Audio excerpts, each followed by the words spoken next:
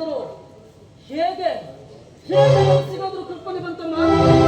ಅಲ್ಲಮ್ಮ, ಅವನನ್ನ ಪ್ರೀತಿಸುವಾಗ ನಿನ್ನ ಮನಸ್ಸಿಗೆ ಸ್ವಲ್ಪನಾದರೂ ನಾಚಿಕೆ ಆಗಲಿಲ್ವೇನೆ? ಯುವಕನಲ್ಲ ಪ್ರೀತಿ ಮಾಡೋದಕ್ಕೆ ಮದುವೆ ಆಗೋದಕ್ಕೆ ಈ ಜಾತಿ ಅಂತಸ್ತು ಮೇಲು ಕೀಳು ಯಾಕೆ ಬೇಕು? ಬೀಸುವ ಈ ತಂಗಾಳಿ ಜಾತಿ ಅಂತಸ್ತು ನೋಡಿ ಬೀಸುತ್ತಾ ಹೋಗಿದೆ.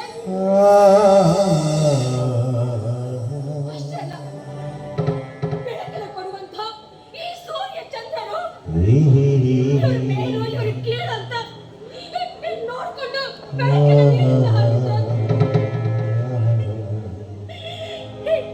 ಸೂರ್ಯ ಚಂದ್ರರಿಗೆ ಬೀಸೋ ತಂಗಾಳಿಗಿಲ್ದೇ ಅಂತ ಮೇಲು ಕೀಳು ಜಾತಿ ಎಂಬುದು ಈ ಸಮಾಜದ ಜನರಿಗೆ ನಿನಗೆ ಯಾಕಣ್ಣ ಬರ್ತಾ ಇದೆ? ಕೃತಿಕಾ, ಈ ನಿನ್ನ ಹಾಳ ವೇದಾಂತದ ಪುರಾಣಗಳನ್ನು ನಾನು ನಿನ್ನಿಂದ ತಿಳಿದುಕೊಳ್ಬೇಕಾಗಿಲ್ಲ. ಕಾಲೇಜಿಗೆ ಹೋಗಿ 4 ಪುಸ್ತಕವನ್ನು ಓದಿದ ಕ್ಷಣ ನೀನೇನು ಮಹಾ ವೇದಾಂತಿ ಅಂತ ತಿಳಿದುಕೊಂಡಿದ್ದೇನೋ?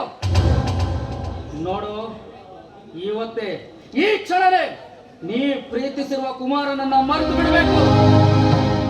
ನಾನು ವಚನ ಕೊಟ್ಟ ಭರತ್ನೊಂದಿಗೆ ನೀನು ಮದುವೆ ಆಗಬೇಕು.